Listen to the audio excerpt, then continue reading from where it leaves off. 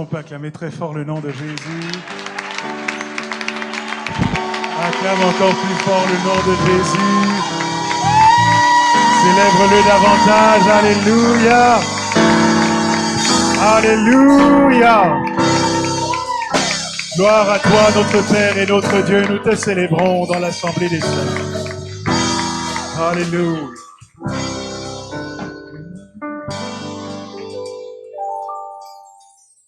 Révèle-toi,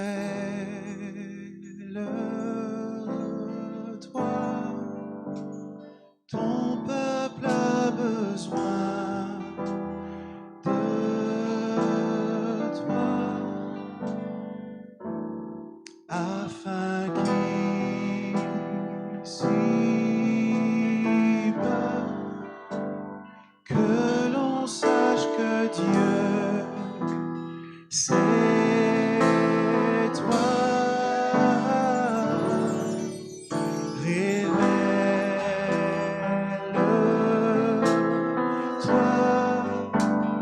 Ton peuple a besoin de toi, afin qu'ici-bas,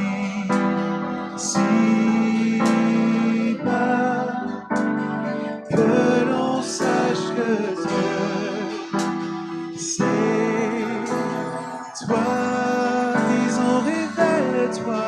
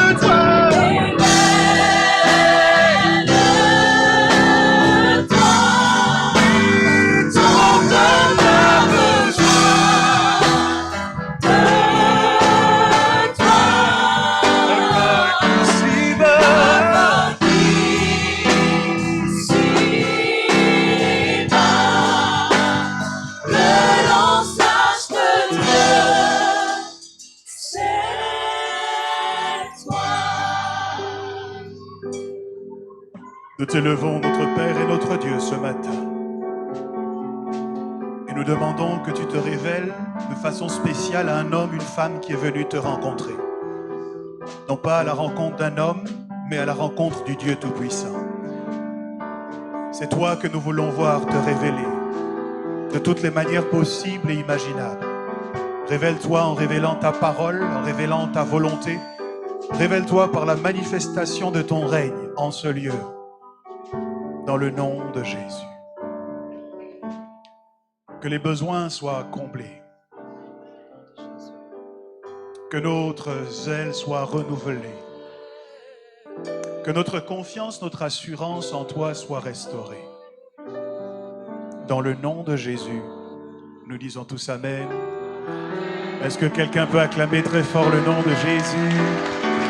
Oh, gloire à notre Dieu. Veuillez prendre place dans cette merveilleuse présence, s'il vous plaît. Merci à l'équipe de louanges, que Dieu vous bénisse.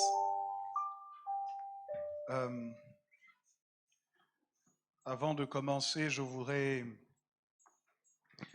présenter mes respects et tous les honneurs acquis de droit. Le pasteur Armand l'a bien dit, je suis doublement béni. Béni d'être le fils biologique, également le fils dans la foi de l'évêque Laurent d'Orego. Hier encore, nous étions au culte d'action de grâce qui se tenait au Palais des Sports à Petit Paris. Et il a fait une intervention de quelques minutes. C'était dangereusement... C'est-à-dire que je frissonnais de la tête aux pieds. J'étais en train de me demander intérieurement, mais qui est cet homme? Quand il est descendu de l'estrade, le langage de tout le monde a changé. Tout le monde disait « tabernaclé ». Et vous savez, je me pose parfois des questions. Je me suis demandé un jour comme ça, à quoi servent ou à quoi sert un père? Parce qu'on est dans un monde où les définitions, les codes, les convictions sont en train de changer. Les gens ne savent plus très bien ce qu'est un homme, une femme, ce qu'est le mariage, quel est le rôle d'un parent, quelle est la place d'un enfant. On vit un désordre, un chamboulement beaucoup plus important dans les pays occidentaux que dans les nôtres. Nous prions d'ailleurs que nos pays restent des bastions de valeurs chrétiennes, des valeurs du royaume des cieux. C'est pour cela que nous prions. Mais ailleurs, c'est différent. Et ça emmène à poser des questions. Et si on n'y répond pas, on peut se laisser balloter à tout vent de doctrine. Donc un jour, je me suis demandé à quoi sert, c'est quoi un père et quelle est son utilité. Pour vous expliquer ma pensée, j'ai été conduit dans le texte de... Vous savez l'histoire de cette femme dont le mari était mort et dont les enfants couraient le risque de se faire prendre pour esclave.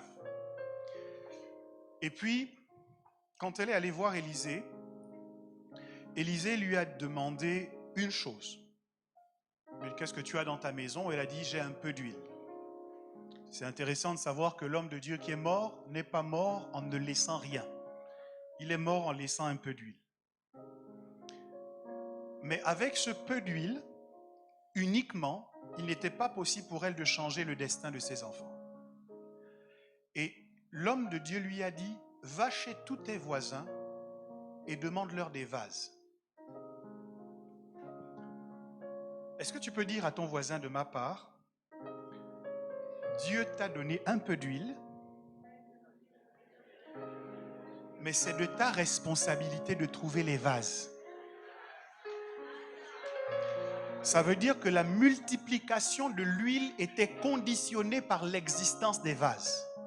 Si tu n'as pas les vases, ton huile restera peu. Mais si tu as les vases, ton huile va se multiplier. Et il faut que je vous le dise.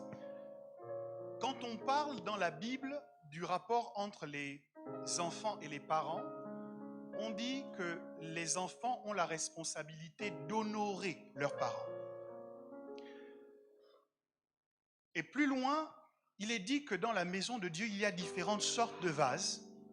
Et parmi ces vases, il y a notamment des vases d'honneur.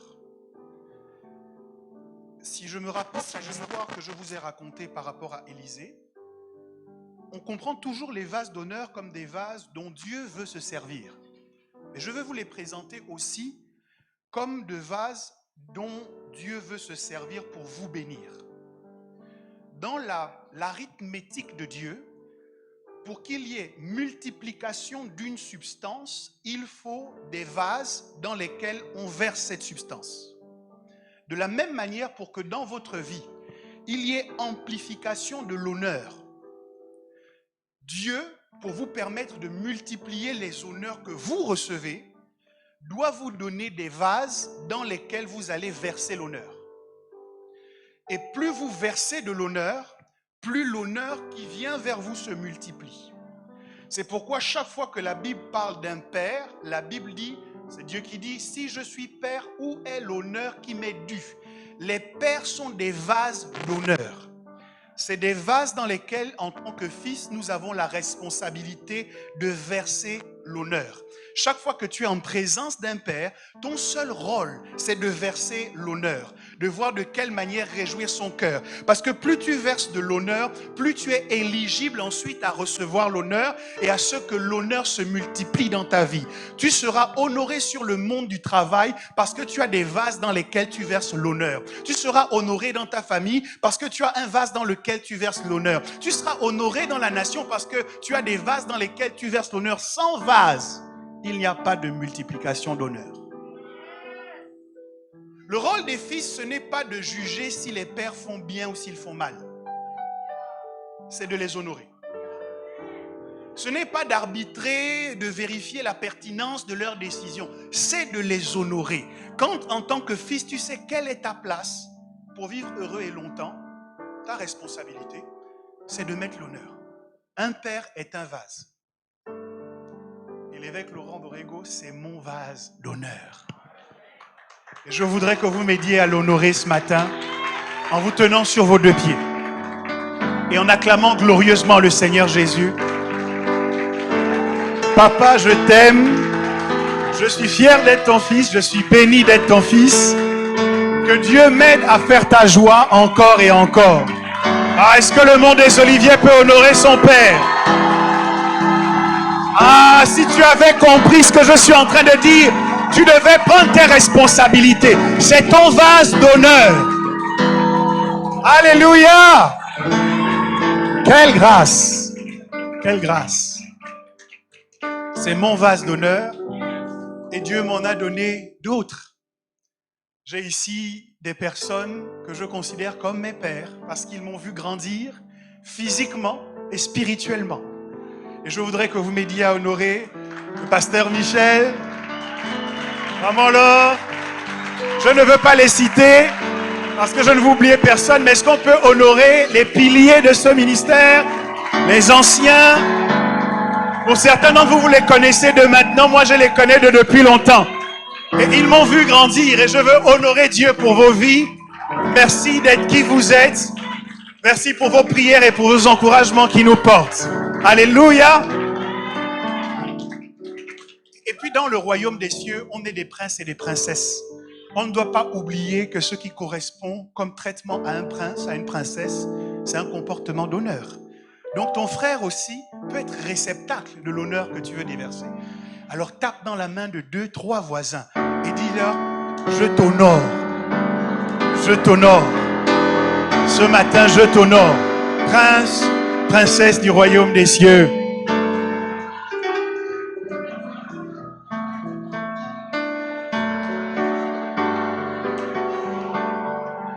Alléluia. Dis encore, je t'honore, je t'honore.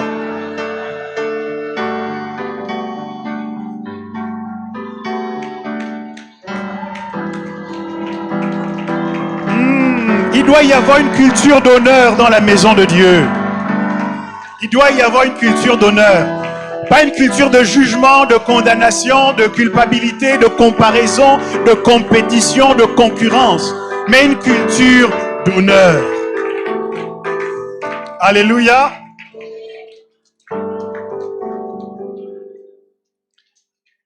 Et je ne veux pas terminer cette séquence sans honorer la personne qui s'occupe de mon vase d'honneur.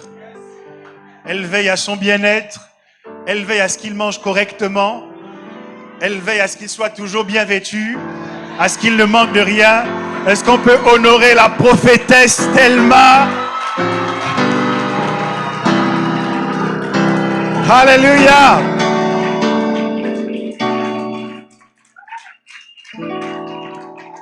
Et avant de fermer la parenthèse, je vais simplement dire à quelqu'un, ne gaspille pas tes opportunités de verser l'honneur. Chaque fois que tu es en présence d'un père, verse l'honneur. Verser l'honneur, ça peut être dire de bonnes paroles. Merci papa pour ce que tu fais, pour ce que tu représentes, pour qui tu es.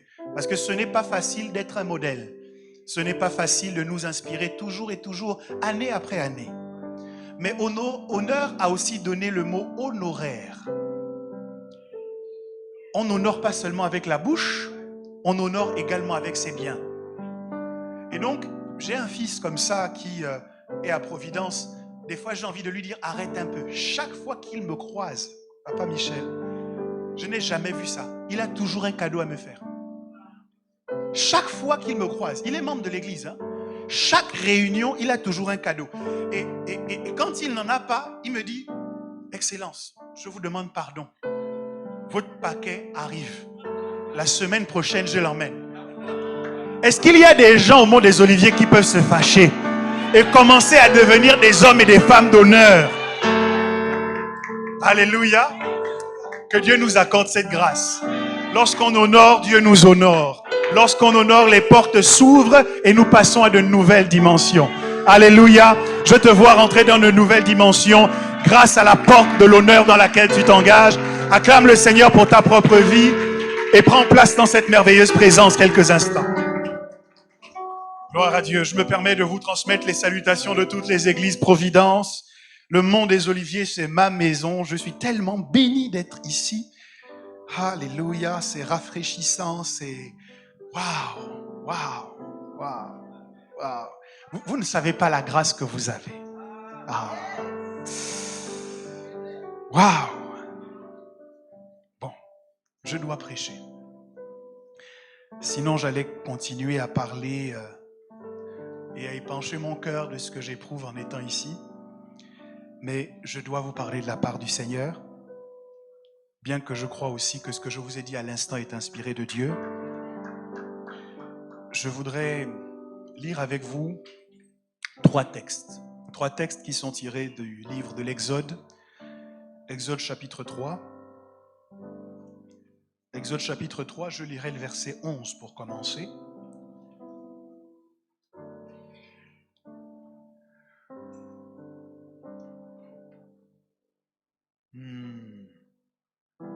Exode 3 au verset 11, Moïse dit à Dieu, « Qui suis-je pour aller vers Pharaon et pour faire sortir d'Égypte les enfants d'Israël ?»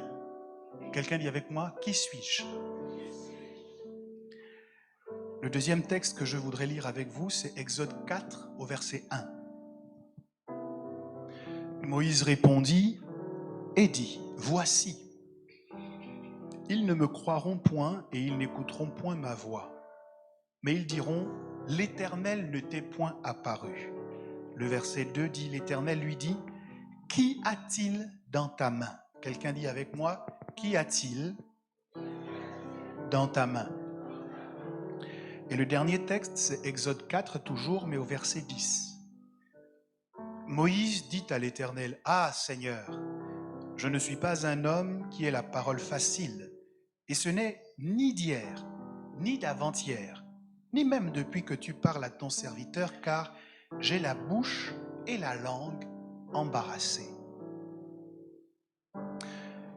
Seigneur, je te prie afin que tu donnes clarté à mes paroles, que tu dissipes tout malentendu, et qu'au moyen des choses qui seront dites, un homme, une femme, obtiennent réponse à ces questions. La force supplémentaire pour parcourir le kilomètre qui le sépare de sa terre promise. Seigneur, qu'au moyen de ce message, une vie soit changée, une destinée réalignée. Pour la gloire de ton nom, le nom de Jésus, Amen. Je voudrais vous parler pendant quelques minutes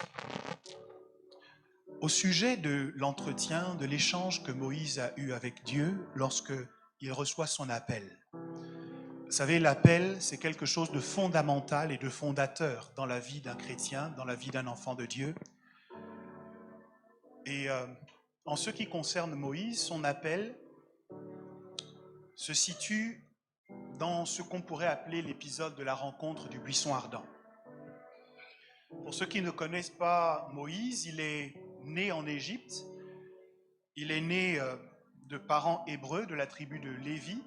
Et à cause d'un décret du pharaon qui proposait de mettre à mort tous les enfants mâles qui étaient nés dans cette période, Moïse a été caché par sa mère. On ne sait pas pourquoi il a été caché par sa mère. Les textes sont un peu... Ils disent quelque chose de particulier. Ils disent que sa mère a vu que l'enfant était beau. Et donc, elle a décidé de le cacher. j'ai compris que Moïse a eu la vie sauve parce qu'il était beau. J'ai compris que dans la vie, il y a des rêves que vous recevez qui n'ont pas le droit de mourir parce que eux, ils sont beaux. Pharaon a pu parler comme il a voulu parler, mais la beauté de Moïse faisait que quand sa mère l'a vu, elle a dit, ça, ce n'est pas la qualité d'enfant qu'on laisse mourir. Il y a une qualité de rêve dans ton cœur que Dieu ne veut pas laisser mourir. Il y a une qualité d'appel dans ton destin que Dieu ne veut pas laisser mourir. Le diable s'est levé et le diable a parlé disant que tu ne réussirais pas. Mais cette qualité de rêve ne meurt pas. Cette qualité de rêve ne peut pas être mise à mort. Et la première chose que Dieu fait pour le préserver, c'est qu'il le cache. Lorsque les gens te regardent, ils ont l'impression que tu ne vaux rien, que tu n'iras jamais loin, que tu n'accompliras rien de bon. Pour une simple raison, c'est parce que ton rêve est caché. Lorsque la maman de Moïse se déplaçait dans la ville, personne ne pouvait imaginer qu'elle avait un mannequin de bébé qui était caché dans la maison. Les gens te voient te balader dans la ville, ils se disent qu'il n'y a pas trop d'espoir pour ton existence. Dans ta famille, on ne compte pas trop sur toi, mais en vérité, il y a quelque chose à l'intérieur de toi que Dieu a caché parce que c'est trop beau.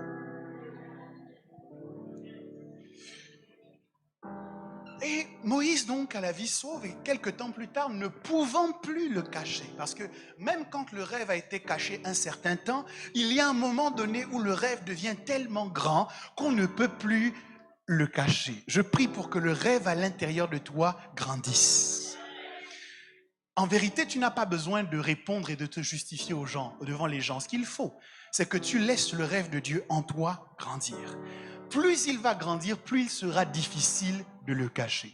Et arrivée à cette situation, elle se sépare du petit enfant. Et cet enfant va être recueilli, elle va le laisser sur le Nil et l'enfant va arriver comme ça jusque dans les bras de la fille de Pharaon qui va l'accueillir et qui va en faire son propre fils et qui va l'élever comme un prince d'Égypte. Arrivé à l'âge adulte, Moïse va essayer de séparer des Hébreux.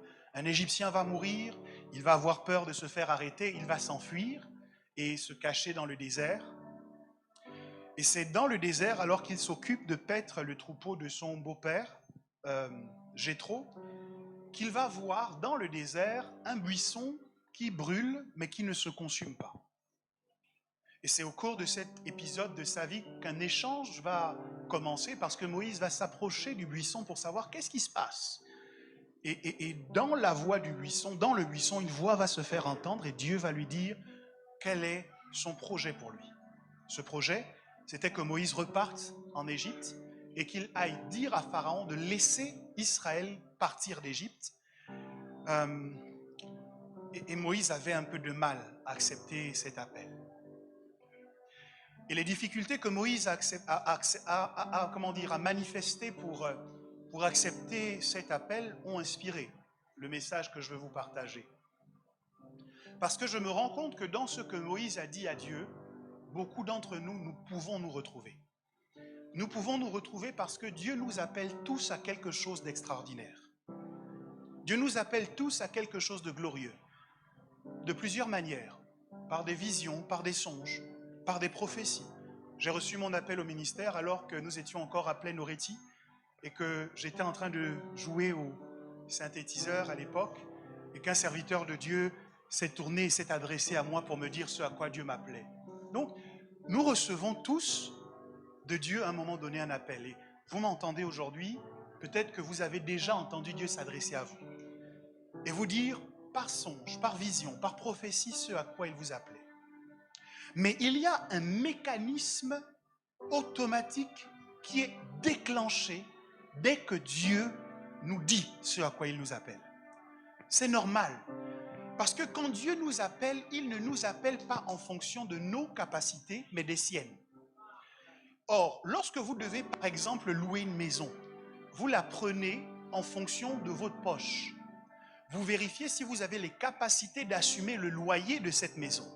De la même manière, quand Dieu vous appelle, vous consultez votre potentiel connu, vous consultez votre capacité à vous, et vous dites à Dieu, ça ne peut pas se faire, parce que je n'ai pas ce qu'il faut pour accomplir ce que tu me demandes. Mais encore une fois, lorsque Dieu nous appelle, lorsqu'il appelle le Mont des Oliviers à devenir tel type d'église, il ne consulte pas la comptabilité du Mont des Oliviers, il ne consulte pas le salaire que tu gagnes à titre individuel, mais il vous affecte une vision ou un rêve en fonction de sa poche à lui. Et ses ressources à lui sont illimitées. C'est pour cette raison que le rêve que Dieu fait doit toujours te faire peur. Si ton rêve ne te fait pas peur, ça veut dire que ce n'est pas Dieu qui rêve. C'est ton rêve à toi. Parce que ce rêve est à ta portée. Et sans Dieu, tu pourrais l'accomplir. Mais quand il vient voir Gédéon, il propose à Gédéon de faire quelque chose que Gédéon n'est pas capable de faire par lui-même. Et quand Gédéon réussit à rallier un certain nombre de personnes avec lui, Dieu dit, je n'aime pas la configuration de tout ce peuple avec toi, parce que quand vous allez gagner la victoire, quelqu'un va dire, c'est à cause de notre force, c'est nous-mêmes qui l'avons fait. Je préfère que tu diminues le nombre de personnes qui sont avec toi, pour que lorsque ce que j'ai dit s'accomplira, tout le monde n'ait d'autre choix que de dire, c'est l'Éternel qui a fait ces choses.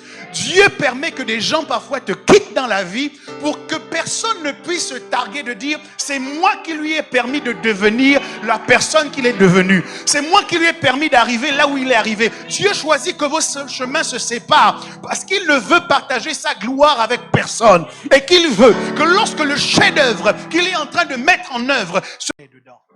Dieu t'a parlé, Dieu t'a appelé, Dieu t'a dit qu'il ferait. Et puis tu as envie de lui dire, je ne suis pas la bonne personne. Peut-être qu'il vaut mieux que tu choisisses mon grand frère. Lui, il parle mieux, il est plus intelligent, il est plus diplômé. Peut-être qu'il faut que tu choisisses ma cousine parce qu'elle a fait la meilleure foule ce matin. S'il y a quelqu'un qui se sent proche de ce que Moïse a dit, je veux juste que tu dises à Dieu, je me reconnais. Ce mécanisme explique la raison pour laquelle il y a un fossé entre les promesses que Dieu nous a faites et ce que nous vivons. Parce que Dieu est capable de faire tout ce qu'il dit. La seule personne qui peut l'empêcher de faire ce qu'il veut faire dans ta vie, c'est toi.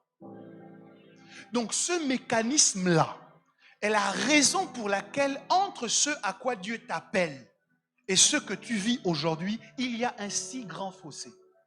C'est un mécanisme d'autodestruction que toi-même tu as mis en place lorsque tu as entendu Dieu t'appeler. Et je suis mandaté par Dieu ce matin pour faire exploser ce mécanisme d'autodestruction. Je suis venu ce matin pour te dire, tu es le choix de Dieu. Tu es la personne indiquée pour faire ce à quoi Dieu t'a appelé. Et rien ni personne ne pourra changer ça.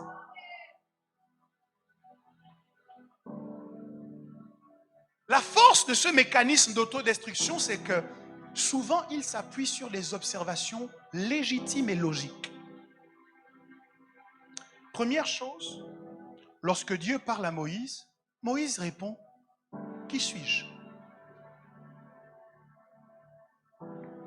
Lorsque Dieu nous parle, nous nous demandons, « Qui suis-je » Ça veut dire, je n'ai pas la bonne identité. Ça veut dire, je ne suis pas né dans la bonne famille. Je n'ai pas un patronyme qui m'ouvre les portes. Je suis inconnu dans la nation. Qui suis-je? Moïse avait encore plus raison que vous de poser cette question. Parce que le nom Moïse ne signifie pas, comme nous le pensons souvent, sauver des eaux. En fait, la façon dont c'est notre habitude de lire les Écritures et de voir dans les Écritures le nom associé à sa signification qui nous trompe en ce qui concerne Moïse. Parce que chaque fois que cette formulation se manifeste et est valable, c'est dans le cadre d'une terminologie ou d'un mot hébreu. C'est les Hébreux qui donnent le nom et ensuite on donne la signification du nom. Mais en ce qui concerne Moïse, ce n'est pas un Hébreu qui lui donne son nom. C'est la fille de Pharaon qui le voit et qui décide de l'appeler Moïse. Et on dit on l'appellera Moïse car il a été sauvé des eaux. Et donc nous pensons que Moïse signifie sauver des eaux. Sauf que Moïse n'est pas un mot hébreu. Moïse s'est tiré de la langue égyptienne. Et Moïse signifie, en fait, c'est la même terminologie que vous trouvez dans Ramsès. Moïse, en anglais, on dit Moses. En fait, en langue égyptienne, c'est Msès. Et donc, c'est ce que vous trouvez dans Ramsès. C'est ce que vous trouvez dans toute Moses. C'est ce que vous trouvez dans les terminologies des noms des pharaons. Ça finit souvent par Msès. Qu'est-ce que ça veut dire? Msès signifie fils de. Donc, quand on dit Ramsès, ça veut dire fils de Ra. Quand on dit toute Moses, ça veut dire fils de toute. Et quand elle trouve Moïse dans les eaux, elle l'appelle Msès parce que c'est le fils de personne. Je ne connais pas son père, je ne connais pas sa mère, donc je l'appelle seulement Msès. Donc quand on appelait Moïse, Moïse entendait, tu n'es le fils de personne. Donc vous comprenez la surprise de Moïse quand le fils de personne rencontre le Dieu qui a créé les cieux et la terre, qui a parcouru toute la terre, et que ce Dieu, ayant entendu les cris des enfants d'Israël, a choisi de descendre pour pointer du doigt Msès, le fils de personne, pour lui dire, j'ai choisi de faire de toi quelqu'un.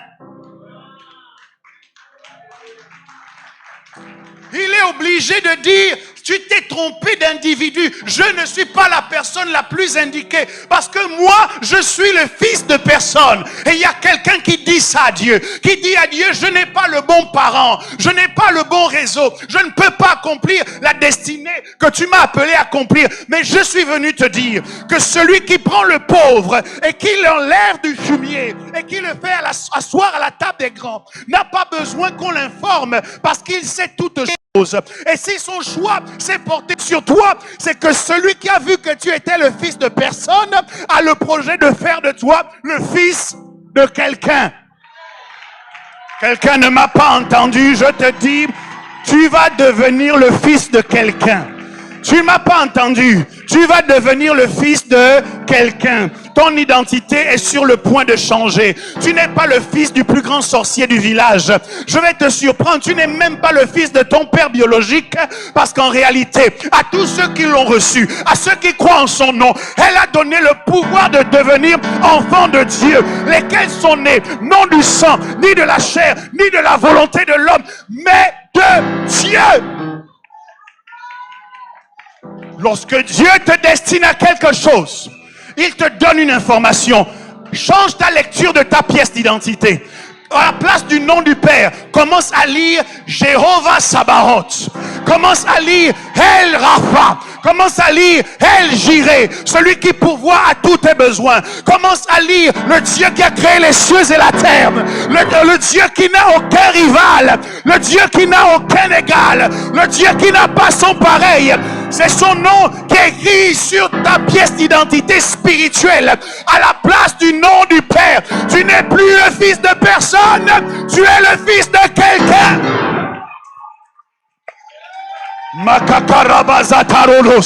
Je dis, tu n'es pas le fils de personne, tu es le fils de quelqu'un. Et parce que tu es le fils de quelqu'un, tu dois hériter de ce quelqu'un. Ton héritage est établi non pas par ce que les hommes disent, mais par ce qui appartient à ton Dieu qui a créé les cieux et la terre. Quand il dit l'or et l'argent m'appartiennent, ça veut dire que ça fait partie de ton héritage. Le fils de quelqu'un. Oh, je vois dans cette église les fils de grand quelqu'un. Tu es le fils d'un grand quelqu'un. C'est-à-dire que le réseau que tu as est supérieur au réseau des hommes.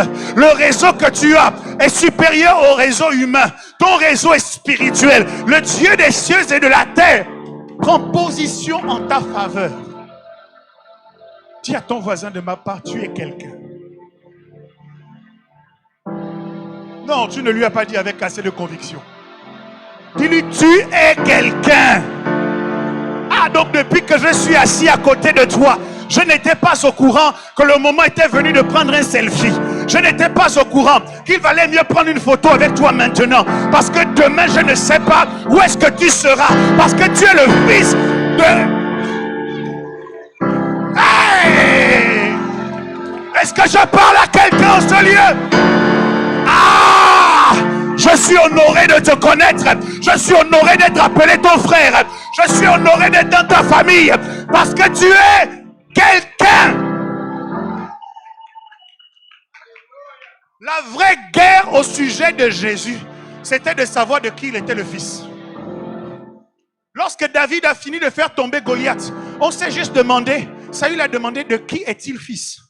Parce que ce que tu as compris dans la vie n'est pas lié à ce que tu peux faire. C'est lié à qui est ton père. Ouf.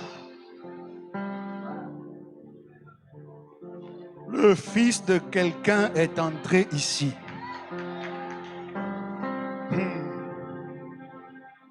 Deuxième chose que Moïse dit à Dieu, c'est que les Égyptiens, les Israélites ne me croiront pas quand je leur dirai que l'Éternel m'est apparu. Ils ne me croiront pas. Et c'est la réponse de Dieu qui nous permet de savoir quelle est la question sous-jacente ou quelle est l'affirmation sous-jacente. Parce que Dieu va lui dire, qu'y a-t-il dans ta main? En fait, ce que Moïse voulait dire à Dieu, c'est, je n'ai pas les bonnes compétences. Donc, la première affirmation qui est un mécanisme de destruction, c'est je ne suis pas la bonne personne. La deuxième affirmation, c'est je n'ai pas les ressources qu'il faut pour accomplir cette mission. Et pour répondre à cette affirmation, Dieu nous interroge ce matin. Et il nous demande, qu'y a-t-il dans ta main? C'est important.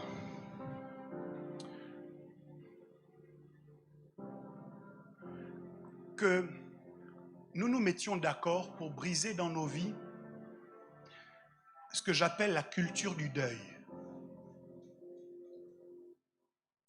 La culture du deuil, c'est le fait de passer notre temps à nous souvenir de ceux que nous avons perdus,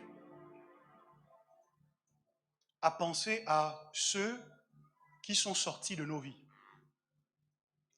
Parce que nous considérons qu'ils étaient essentiels dans la poursuite ou dans le cheminement de notre destinée. Et parfois vous êtes seul comme ça et vous vous dites, je regrette. Je n'ai plus le contact que j'avais avec telle personne. Si seulement j'avais encore ce contact-là, mais elle a choisi de couper les ponts avec moi. Et nous avons des gens qui sont bloqués dans leur vie parce que le plus clair de leur temps est utilisé pour penser à ceux qui les ont quittés.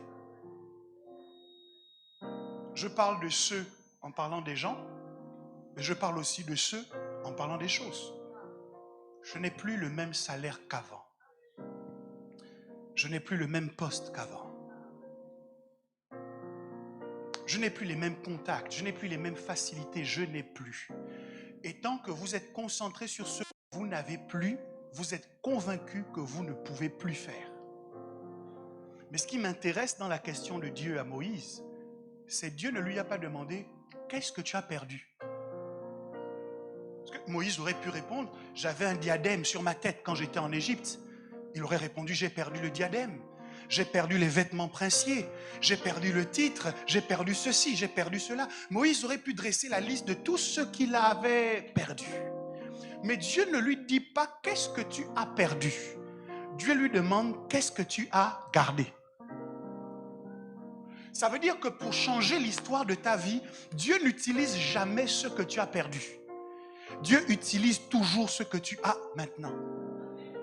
Non, quelqu'un ne me comprend pas. Ça veut dire, peu importe ce que tu as perdu, il y a toujours quelque chose qu'il te reste. Et pour changer ta vie, c'est quelque chose qu'il te reste là, que Dieu va utiliser de façon extraordinaire. Donc, sors des larmes, sors des pleurs, sors des lamentations, sors de la culture du deuil. Et au lieu de pleurer pour ce que tu as perdu, commence à te réjouir pour ce que tu as gardé. Je te garantis que tu as quelque chose que les autres n'ont pas. Tu as quelque chose que le ciel veut utiliser sur la terre. Tu as quelque chose qui peut révolutionner l'histoire de ta génération. Tu as quelque chose qui peut répondre aux besoins de ceux qui te rencontrent. Tu as quelque chose qui t'emmène à revêtir ton identité de pourvoyeur. Tu as quelque chose. Tu as quelque chose. Dis à ton voisin, tu as quelque chose Bouscule-le de ma part. Dis-lui, tu as quelque chose. Le problème, c'est que Moïse avait quelque chose qu'il ne valorisait pas suffisamment. Et c'est ça qui se passe dans nos vies. Ce que nous avons, généralement, nous le dévalorisons. Toi, tu as un père. Les gens dans le monde pleurent tous les jours pour dire, ah Dieu, si seulement j'avais un père. Tu as un père, mais tu négliges de l'appeler. Tu négliges de prendre de ses nouvelles. Tu négliges de manifester ta présence. Parce que tu l'as. Et il faut arrêter d'attendre de ne plus avoir les choses pour prendre conscience de la valeur des choses. Je refuse d'avoir l'avis de certains artistes de musique classique comme Vivaldi. J'ai appris que Vivaldi, qui est aujourd'hui extrêmement réputé dans le monde, est mort dans la plus totale des misères. Et c'est des siècles après qu'on a redécouvert sa musique et qu'on a dit c'était un génie. C'est quoi cette culture diabolique où pendant que les gens sont avec nous, nous ne savons pas nous réjouir de les avoir, nous ne savons pas les célébrer, nous ne savons pas les honorer. On m'a parlé de quelqu'un qui était à l'hôpital, le médecin lui a dit, monsieur, on a un problème, mais pour vous soigner, on a besoin d'argent. Et vous nous avez dit que vous n'en aviez pas. Est-ce que vous avez des membres de la famille qu'on peut contacter? Le patient a dit, monsieur, j'ai effectivement des membres de ma famille que vous pouvez contacter. Mais faites attention, si vous voulez vraiment être payé, voici ce que vous devez leur dire. Envoyez-leur un message de ma part. Et dites-leur, votre frère qui était hospitalisé ici est mort. Le médecin, considérant que le monsieur connaissait mieux sa famille, a envoyé le message. Nous avons la tristesse de vous annoncer que votre frère, qui était dans notre hôpital, est mort. Quand on a entendu que le frère était mort, les gens ont commencé à envoyer l'argent de partout. C'est-à-dire l'intégralité de la facture qui faisait plusieurs millions a pu être payée parce que les gens pensaient qu'il était mort. Donc quand quelqu'un est en vie, on ne doit pas sortir l'argent. Mais quand il est mort, que Dieu nous délivre de cette folie.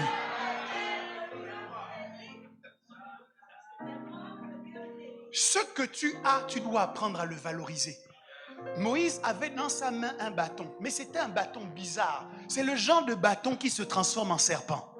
C'est le genre de bâton qui peut séparer l'eau en deux. C'est le genre de bâton qui peut mettre l'eau en sang. C'est le genre de bâton bizarre avec lequel il se marche. Il marchait tous les jours. Mais il ne savait pas que ce qu'il avait dans les mains, en fait, tu ne sais pas ce que tu as. Cette femme était sur le point de laisser ses enfants aller en esclavage. Pourtant, dans sa maison, elle avait le peu d'huile qui suffisait à sauver tous ses enfants. Donc les gens rentrent dans des problèmes pas possibles, non pas parce que Dieu ne leur a pas donné la solution. Mais merci. Mais simplement parce que la solution que Dieu leur a donnée, ils ne savent pas la voir et ils ne savent pas la valoriser. Je vais aller très rapidement. Moïse dit à Dieu, j'ai un bâton. Et ce que Dieu dit à Moïse, ce bâton-là, jette-le. C'est quand Moïse jette le bâton que le bâton se transforme. Il avait le bâton pendant des années, mais rien de surnaturel ne s'était produit. Ce qui est important, c'est de voir où est-ce que Dieu lui demande de jeter le bâton. Souvenez-vous que quand il rentre dans cette présence, avec ses souliers, Dieu lui dit, ôte tes souliers parce que le lieu où tu te tiens est une terre sainte. Donc quand Dieu lui demande de jeter son bâton, il ne lui demande pas de le jeter n'importe où. Il dit, ce potentiel, ce talent, ce don que tu as, investis-le dans ma présence. Je viens parler à quelqu'un qui est talentueux, mais qui cherche les occupations toujours à l'extérieur. Tu es doué, mais tu n'as jamais le temps pour faire quelque chose pour l'église. C'est une erreur monumentale, parce que le bâton que tu as, quand tu seras à l'extérieur, restera un bâton. Mais quand tu le prendras et que tu le jetteras dans la présence de Dieu, le bâton va commencer à se comporter de façon surnaturelle. C'est le même bâton, mais lorsque tu vas... Aaron était contesté par les enfants d'Israël. On disait, mais qu'est-ce qui fait qu'il est légitime au-dessus de nous? Qu'est-ce que Dieu a dit? Que chacun de vous prenne un bâton. Emmenez le bâton dans ma présence. Et c'est dans la présence de Dieu que le bâton d'Aaron a commencé à fleurir. Et il n'a pas fleuri n'importe comment. Il a produit des bourgeons d'amandier. Et vous vous souvenez de l'histoire avec Jérémie, quand Dieu demande à Jérémie, que vois-tu? Jérémie dit, je vois un amandier. La particularité de l'amandier, c'est qu'il est appelé en Israël l'arbre veilleur. Donc quand chacun est allé chercher son bâton, Aaron a sélectionné le bâton de l'amandier, le bâton de l'arbre qui veille. Ça veut dire que pendant que Aaron est en train de marcher, le bâton qu'il a est tiré d'un arbre qu'on appelle l'arbre qui veille. Donc lorsqu'il apporte cela dans la présence de Dieu, Dieu répond simplement, je veille sur ma parole pour l'accomplir. Prends ton don, demande à l'église quel est le besoin et demande-toi comment ton don peut être utile à la maison de Dieu. Si tu le fais, je te garantis que ce qui n'était que jusque-là qu'un simple bâton va se transformer en quelque chose de surnaturel. Et ça va être tellement grave que Moïse, lorsqu'il voit le bâton qui s'est transformé en serpent, se met à fuir maintenant devant le bâton. C'était son bâton. Mais il est devenu tellement puissant dans la présence de Dieu que Moïse ne reconnaissait plus le bâton.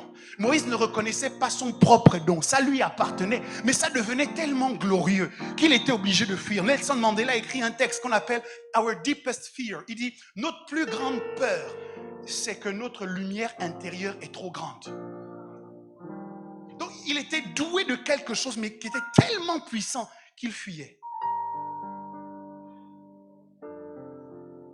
Combien de temps il me reste? Je dois m'arrêter. Vous devez savoir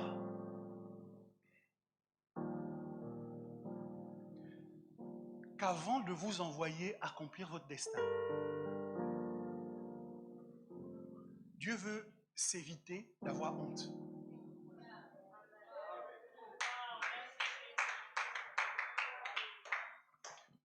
Moïse qui fuit devant le serpent là, va aller chez Pharaon.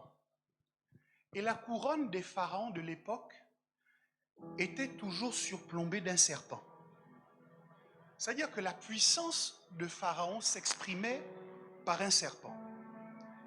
Comment Dieu peut envoyer Moïse vis-à-vis de Pharaon si Moïse fuit devant les serpents?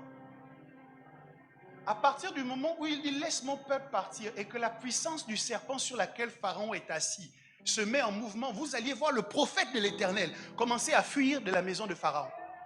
Donc Dieu a préféré lui dire, Moïse, on va traiter ça d'abord toi et moi ici. Je vais te faire un stage accéléré. Lorsque Dieu t'envoie dans ta destinée, il t'inscrit à un stage accéléré. L'église est souvent un stage accéléré. C'est dans l'église que tu vas voir des gens qui vont mal te parler. Mais quand on te parle mal, tu dois savoir te maîtriser. Parce que quand tu seras dans le monde de l'emploi et qu'on va mal te parler, tu ne pourras pas sortir de tes gonds et insulter tout le monde parce que tu vas mettre le destin de Dieu en difficulté. Donc Dieu te fait passer un stage accéléré. À l'église aussi, on va mal te regarder. Parce que dans le monde du travail, il y a des gens qui vont mal te regarder. Des professionnels qui ont une maîtrise dans l'art du toisage. Ils savent te regarder de la tête aux pieds, en haut, en bas, en diagonale. Ils savent comment te regarder pour te donner l'impression que tu ne vaux rien, que tu ne mérites rien, et que tu n'es rien, et que tu... Ah! Mais à l'église, Dieu suscite des gens qui viennent avec le travail de te faire vivre un stage en accéléré. Tu viens pour chanter, tu diriges la louange, quelqu'un qui est venu normalement au culte te regarde de haut en bas, on dirait vous avez un problème. C'est pas que vous avez un problème, c'est le stage en accéléré. À l'église, quand tu arrives avec ton argent, on te dit tu dois donner 10%. C'est pas tellement parce que Dieu a besoin des CFA au ciel. C'est parce qu'il veut te faire vivre un stage d'accélération dans la gestion de tes finances. De sorte que tu apprennes, lorsque tu as de l'argent, à toujours mettre de côté ce qui ne t'appartient pas, ce qui lui revient. Ça t'oblige à apprendre la discipline de la gestion financière. De cette manière, quand tu auras ton salaire et que tu vas passer devant la vitrine avec le sac Louis Vuitton qui te fait le clin d'œil, tu ne vas pas rentrer dans le magasin pour dépenser tout ton argent pour un sac alors qu'il y a des choses plus importantes que tu dois faire. Pourquoi? Parce qu'à l'église, tu as vécu un stage en accéléré. Oh, normalement là, tu commences à féliciter tes professeurs de stage. Est-ce que tu peux féliciter tes professeurs de stage? Les gens qui t'ont mal parlé à l'église, ce sont les professeurs de stage. Les gens qui t'ont mal regardé à l'église, ce sont les professeurs de stage. Les gens qui se sont moqués de toi, ce sont les professeurs de stage. Les gens qui t'ont méprisé, ce sont les professeurs de stage. Les gens qui t'ont corrigé durement, ce sont les professeurs de stage. Ne quitte pas l'église à cause du professeur de stage. Va au bout de ton stage parce que Dieu te fait vivre un stage accéléré.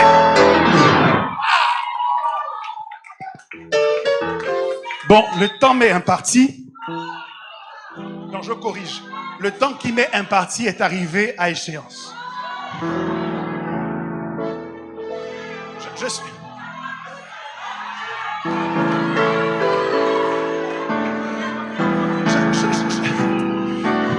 Ton offrande n'est pas encore arrivée devant, donc j'ai du mal à continuer. Ça, c'est le stage en accéléré de comment tu fonctionnes avec la révélation. Lorsque tu entends la parole de Dieu, normalement tu te lèves et tu apportes ton offrande. Stage en accéléré. Parce que dans le royaume des cieux, il n'y a pas de gratuité. Même ce que tu as qu'on appelle le salut, Jésus l'a payé de sa vie. Donc quand tu reçois la parole, quand tu reçois la promesse, quand tu reçois la prophétie, tu dois poser un acte qui la scelle dans ta vie. Je parle d'un stage en accéléré.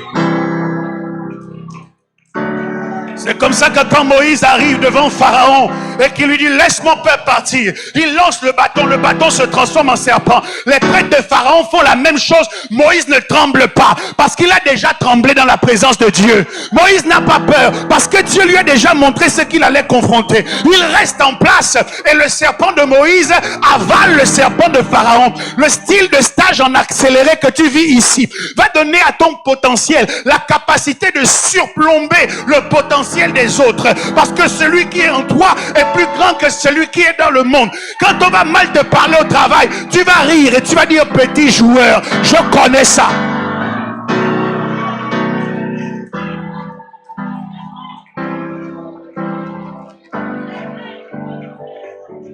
Accélérer, dis avec moi accélérer, dis avec moi stage accéléré.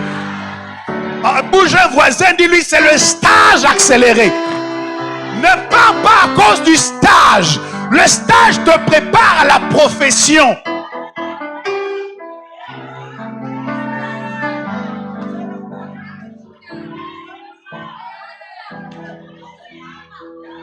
Moi, quand j'ai compris ça, il y a des gens que j'ai vus, je leur dis, tu sais, des fois, parle-moi mal. S'il te plaît. Des fois, regarde-moi mal. Parce que quand vous êtes environné seulement de gens, c'est pour ça que l'enfant a besoin du père et de la mère. La mère a toujours tendance à protéger l'enfant, à tout faire pour que rien ne lui arrive. Mais le père a la responsabilité aussi de l'aguerrir, de le solidifier, pour qu'au moindre difficulté, il ne défaille pas. Donc dans l'église, il y a des gens qui vont te dire, oh mon frère, pourquoi n'es-tu pas venu à l'église ce dimanche? Tu sais, la parole de Dieu implique que tu viennes à l'église le dimanche. Dimanche prochain, dis-moi où tu habites. Je vais venir te chercher et on va venir ensemble à l'église. Il y a des gens comme ça. Mais tu as aussi besoin d'autres personnes. Quand tu vois son nom sur ton téléphone, tu commences déjà à trembler. Parce que tu sais que la conversation risque de mal se passer. Dès que tu décroches, tu dis déjà, pardon papa. Pardon, dimanche j'avais. Parce que la façon dont il va te parler, tu sais que aujourd'hui il y a des petites natures à l'église. On te dit un petit truc, ah, je quitte cette église, il n'y a pas l'amour. C'est quoi l'amour tu cherches? L'église, ce n'est pas le lieu qui est fait uniquement pour te choyer. C'est fait pour que tu sois instruit et que tu sois formé à la stature parfaite de Christ. Pour que Christ devienne Christ, il est passé par des temps difficiles. Donc ta formation, il y a quelque chose qui manque à ta formation. Si jamais dans ton parcours, on ne peut te dire non. Si dans ton parcours, on ne peut jamais te dire tu fais mal, change. Ouais. La troisième chose que Moïse dit, c'est celle qui m'a le plus choqué. Il dit, je ne suis pas je n'ai pas les bonnes capacités. Et il finit par, je ne sais pas faire. Dieu l'a envoyé parler et il dit, le problème, c'est que moi j'ai la langue encombrée. Et ce n'est pas un problème qui date d'aujourd'hui. Ça a toujours été comme ça. J'ai la langue encombrée, je suis bègue. C'est bizarre. Parce que les bègues, vous savez, lorsqu'ils essayent de parler et qu'ils n'arrivent pas à dire un truc, ça les énerve encore plus. Si vous arrivez devant un recruteur qui vous explique que pour occuper les fonctions que nous voulons vous confier dans cette entreprise, vous devez parler un anglais de haut niveau, couramment.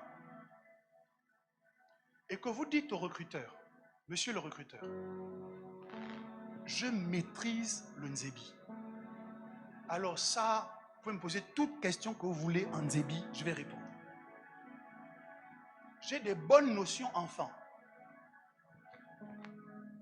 Mais l'anglais, je ne connais pas.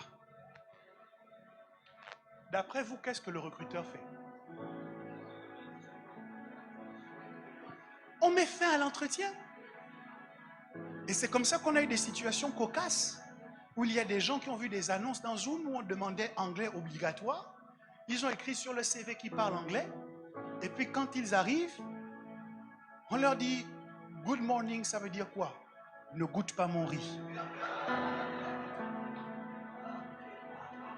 Il a parlé en langue, il a parlé en langue, il a parlé en langue pour que Dieu lui donne cet emploi. Il a vu Daddy pour que Daddy impose les mains. Il a juste oublié de dire que dans son CV, il a menti. Tout recruteur normal, quand il veut vous recruter pour son entreprise, merci.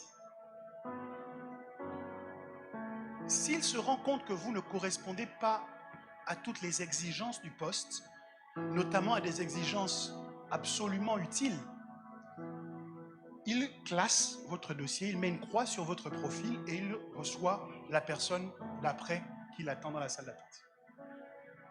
Donc, Moïse a réservé le meilleur pour la fin. Il a dit, Dieu là, il a réussi à me répondre sur qui suis-je. Il a réussi à me répondre sur je n'ai pas. Il m'a attrapé avec quelque chose de puissant dans ma propre main. Donc, vraiment, pour clore le débat une bonne fois, pour qu'il me laisse tranquille, repartir m'occuper des brebis de Jéthro, mon beau-père, je vais lui dire la dernière fatale. Dieu, laisse-moi te donner une information que tu ne connais pas. Moi que tu vois, je suis bègue. Normalement, ça doit faire un cataclysme au ciel parce que la raison pour laquelle on recrute Moïse, c'est pour qu'il soit prophète. Et la seule chose qu'on demande à un prophète, c'est de parler. Donc quand il dit ça, Dieu dit, oh non, là, c'est l'argument massu. La conversation s'arrête ici. Sauf que Dieu n'est pas un recruteur normal. Dieu analyse le dossier. Il dit, Moïse, je tiens d'abord à t'informer que tu ne m'informes de rien. Avant de venir te parler, je m'étais déjà documenté. Je te connais. J'étais là quand tu as tué l'Égyptien.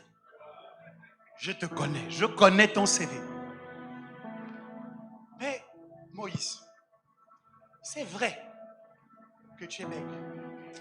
Et puis, si tu es bègue, tu ne peux pas être mon prophète. Normalement, je devrais te disqualifier. Si j'étais un recruteur normal, mais moi, je suis Dieu. Au lieu de m'arrêter à cet élément qui te disqualifie, je préfère l'utiliser pour te surqualifier. Et dans ces conditions, Moïse, écoute-moi. Tu ne seras plus mon prophète. Je te fais monter à un autre niveau. Je te fais Dieu pour Pharaon et ton frère Aaron sera ton prophète. Parce que la particularité des dieux, c'est qu'ils n'ont pas besoin de parler, ils sont des prophètes qui parlent à leur place. Donc lorsque Moïse pensait à bloquer Dieu en disant tu ne peux pas m'utiliser, Dieu a dit mais à cause même de ceux qui te disqualifient, moi je te surqualifie. Est-ce qu'il y a quelque chose qui te disqualifie? Dieu vient te dire ce matin, à cause de ce quelque chose, moi Dieu, j'ai choisi de te faire passer à une autre dimension. J'élève le standard de mon appel. Si je voulais t'utiliser au niveau 1, je passe au niveau 10. Je fais de toi Dieu pour Pharaon et Aaron sera ton... Parce que Dieu n'est pas un recruteur normal. Les choses qui nous disqualifient, il les utilise et il nous surqualifie. Ce matin, Dieu te dit, tu es surqualifié pour ta destinée. Tu es surqualifié pour cette entreprise. Tu es surqualifié pour changer ta famille. Tu es surqualifié. Tes qualifications ne font l'ombre d'aucun doute. Le ciel a enregistré tes blocages et le ciel dit, ah, ce qu'on voulait te proposer est trop bas. Oh Seigneur, tu ne peux pas m'utiliser. J'ai péché avant-hier. Ah bon? Mais laisse-moi te parler de David. David qui était adultère, meurtrier. Mais parce qu'il est passé par la repentance, Dieu lui a fait des promesses et lui a maintenu des promesses. Jésus, Jésus, Jésus. Vous savez, l'apôtre Paul dit, moi je ne suis pas digne d'être appelé apôtre parce que j'ai persécuté l'église de Christ. Et parce que l'apôtre Paul avait fait tellement de mal à l'église, son seul but dans la vie, c'était de contrebalancer le mal qu'il avait fait pour essayer de faire oublier le mal qu'il avait fait. Ça veut dire que Paul, sans Saul de Tarse, ne serait pas devenu Paul. Je veux dire ceci, sans les meurtres qu'il avait accomplis dans le passé, Paul n'aurait jamais eu autant d'engagement pour défendre l'église et pour l'emmener à une autre dimension. Dieu n'est pas d'accord avec le mal que nous faisons, mais il est tellement puissant qu'il sait utiliser même le mal que nous avons fait dans le passé pour nous utiliser de façon encore plus glorieuse. Et de dire à Paul, bon, c'est vrai que tu étais meurtrier. C'est vrai que tu as attaqué l'église. Mais maintenant que tu as attaqué l'église, tu as vu les points par lesquels on pouvait faire tomber l'église. Tu maîtrises comment faire pour solidifier l'église. C'est pour ça que notre Bible est remplie d'exemples et de contre-exemples. Père Abraham, notre père dans la foi, il a menti. Enfin, il a dit une chose qui n'était pas la totale vérité pour sauver sa vie. Donc, il y a des choses dans ta vie que tu regardes en disant à ces choses, à cause de ça, jamais je ne pourrais faire ce à quoi Dieu m'a appelé. Ah, j'aurais bien aimé que Dieu m'appelle quand j'avais 12 ans, quand j'avais 15 ans. Parce qu'à ce moment-là, jamais je ne me serais laissé corrompre. Et je serais aujourd'hui en toute assurance pour servir Dieu. Il y a des gens qui disent ça. Je me souviens quand on commençait à servir le Seigneur, nos papas ici, nos mamans nous disaient, ah, vous avez tellement de chance. Vous, au moins, vous avez rencontré le Seigneur jeune. C'est vous, non, comme vous, on avait rencontré le Seigneur jeune. Il y a tellement de choses qu'on n'aurait pas fait. C'est vrai. Mais justement, à cause de l'expérience que vous avez su nous parler quand on allait dans une mauvaise direction pour dire non, non, non, non, non, n'allez pas comme ça, allez plutôt comme ça. Parce que pour avancer dans la vie, on a besoin de garde-fous. Mais le garde-fou, sa valeur, c'est qu'il sait ce qui se trouve de l'autre côté. Il exerce son travail de sécurité parce qu'il sait que si tu viens vers moi, tu risques de basculer pour aller là-bas. Donc dans la vie, Dieu utilise toutes sortes de choses. La raison pour laquelle je vous le dis ce matin, c'est pour que vous arrêtiez de vous condamner pour ce que vous avez fait. C'est important que vous regrettiez les mauvais actes, que vous demandiez pardon et que vous choisissiez de vous relever. Parce que la Bible dit, 7 fois le juste tombe et il se relève. Mais ce qu'il ne faut pas faire, c'est rester englué dans la boue et de dire, je n'en sortirai jamais parce que j'ai fait trop de mal, parce que j'ai fait trop de mauvais choix, parce que j'ai fait trop d'erreurs. Non.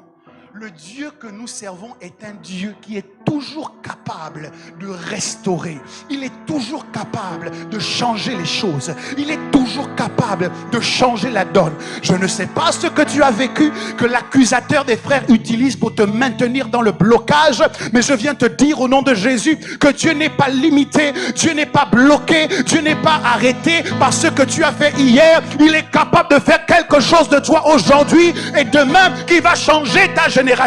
Que l'espoir naisse dans ton cœur, que tes rêves soient ramenés à la vie et que tu apprennes ce matin que tu es plus que ton passé. Tu ne te résumes pas à ton passé, tu ne te résumes pas à ce que tu as fait. Si ta vie était terminée, tu ne serais plus là, tu serais déjà parti. Mais si Dieu te garde sur la terre, c'est parce qu'il a encore quelque chose à faire avec toi.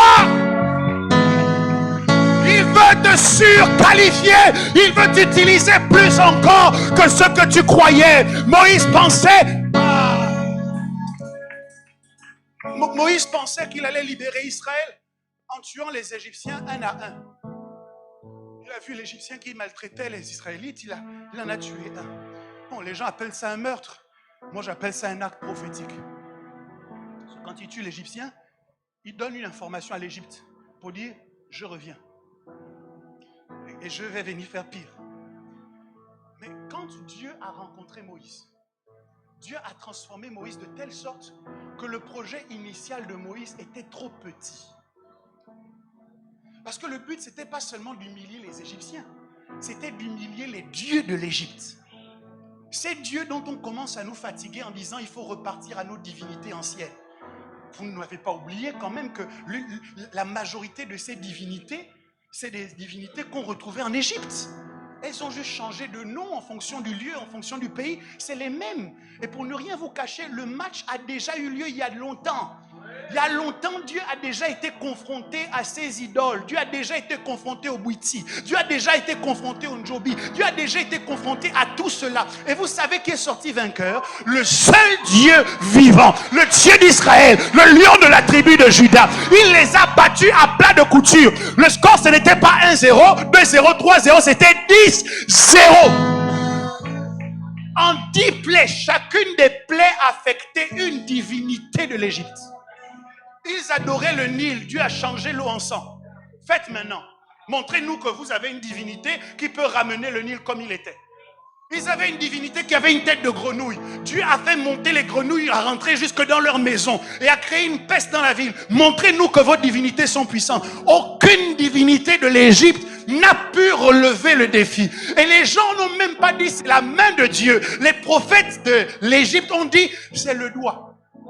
Donc Dieu avec son doigt a battu toutes les divinités de l'Égypte.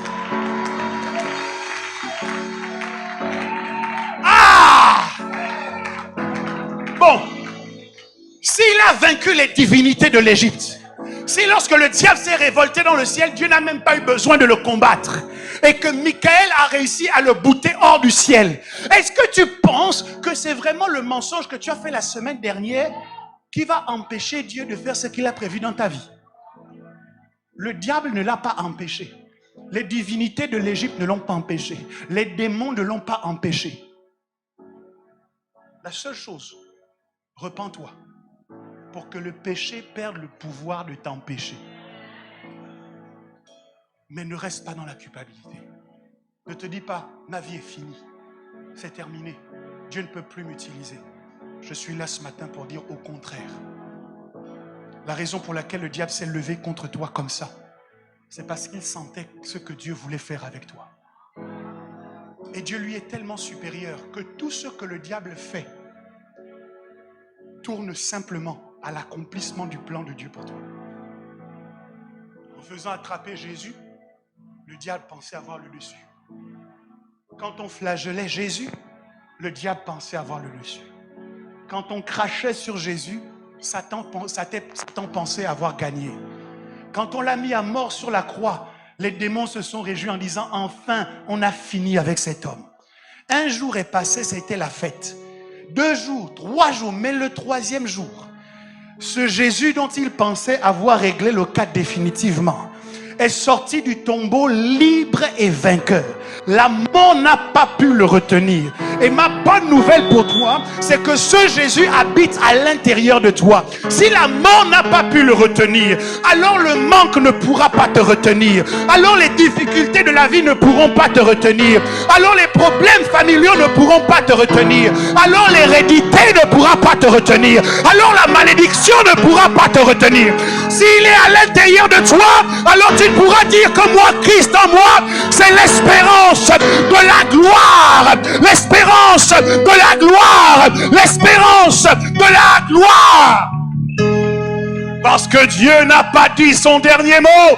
Dieu n'a pas terminé avec toi. Si les hommes ont fini, il n'a pas fini. Là où les hommes t'ont enterré, il va te ramener à la vie. Ils avaient jeté Joseph dans la citerne, mais Dieu n'avait pas jeté Joseph.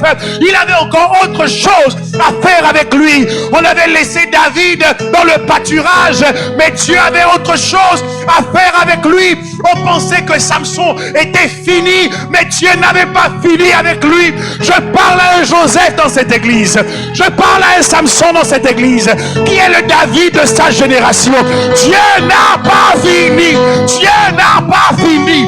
S'il est encore là, s'il est encore là, il y a encore quelque chose à faire. Il y a encore quelque chose à faire. Alors ce matin, la mécanique d'autodestruction de ton destin est en train d'exploser. Je prie pour un homme, je prie pour une femme dans cette maison. Tu es trop grand pour rester là où tu es. Tu es trop grand pour te laisser bloquer par la culpabilité. Tu es trop grand pour dire non à Dieu lorsqu'il te propose de remplir ton appel.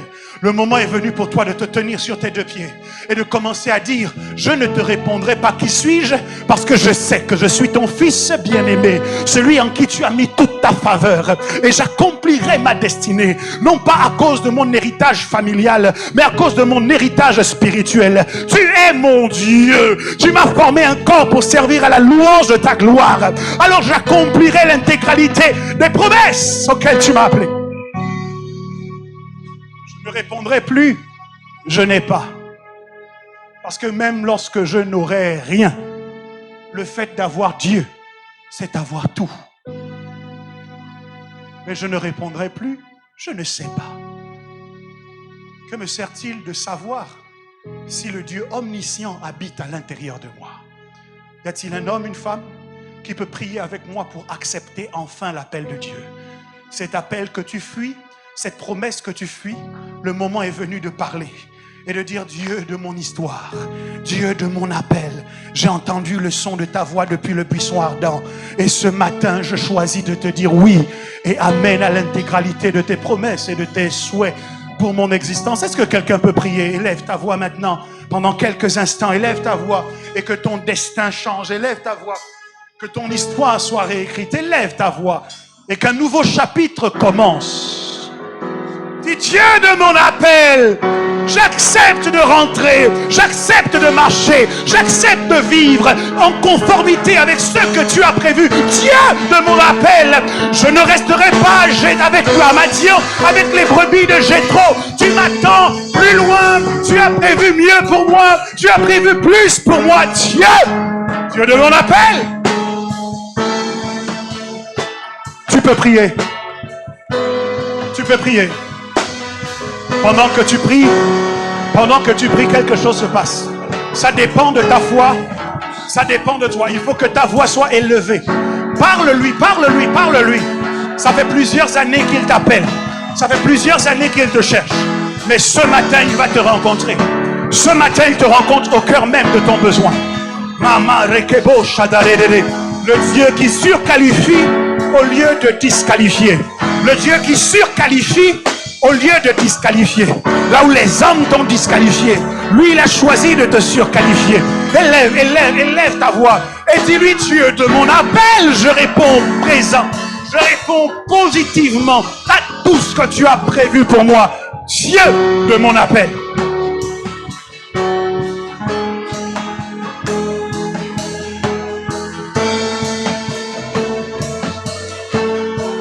On va dire ça. Que le feu de mon appel brûle à nouveau. Le feu de mon appel brûle à nouveau. Que le feu de mon appel brûle à nouveau. Un appel à la gloire. Que le feu. Marchez les beaux, c'est les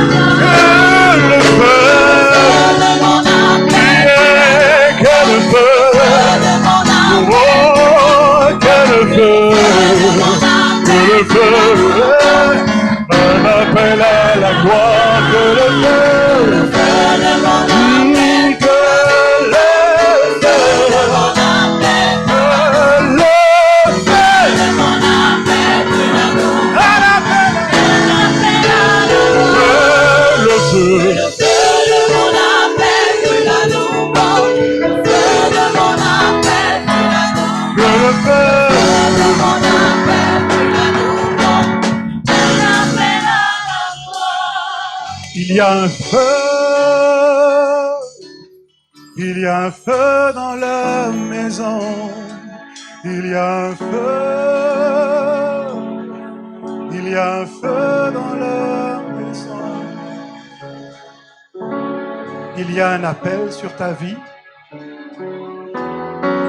qui est resté silencieux trop longtemps.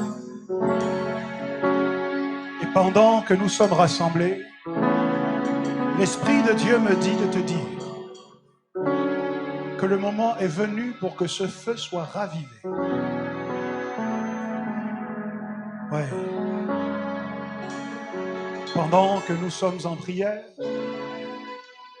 il arrive, il descend sur toi. Son objectif est clair, c'est de raviver ce feu. Le feu de ton appel. Il y a une femme qui a reçu à plusieurs reprises un appel à prophétiser. Pour des raisons que toi seul connais, tu as décidé de te taire. Je voudrais que tu t'approches de l'autel et je vais prier avec toi. Jérémie pouvait dire « J'ai envie de me taire, mais je ne le puis. C'est comme un feu qui brûle à l'intérieur de mes os. » Il y a un feu, il y a un feu. Pendant que tu es dans la salle, je t'invite à prier de toutes tes forces et à t'attendre à une visitation de l'Esprit de Dieu. Parce qu'il va raviver un feu. Si on peut avoir quelqu'un derrière elle, s'il vous plaît. Il y a un feu, il y a un feu. Je sens dans mon... Il y a un feu. Fire. Esprit de Jésus. Libère maintenant ce feu attaché à son appel. Now, in the name of Jesus, Esprit de Jésus, relâche, relâche, relâche. Fire of the Holy Ghost, now. Fire of the Holy Ghost, now. Tu parleras de la part de l'Éternel et tu ne sauras pas te taire. Les choses qu'il te mettra à cœur de dire, tu les diras. Et tu ne sauras pas te taire. Que ce feu s'allume et qu'il brûle, et qu'il brûle, et qu'il brûle. Au nom de Jésus. Au nom de Jésus. Lève tes mains vers le ciel et dis avec moi, Dieu de mon appel. Dieu de mon appel. J'accepte d'aller là où tu me diras d'aller. Et de faire ce que tu me diras de faire. Que le feu de mon appel soit ravivé maintenant. Que le zèle attaché à ma mission soit ravivé maintenant. Plus jamais je ne me tairai. Je ne démissionnerai pas. Mais je m'engage dans la mission. À la gloire de Jésus-Christ, j'ai prié. Nous disons tous Amen et nous acclamons très fort le nom de Jésus. Que Dieu vous bénisse.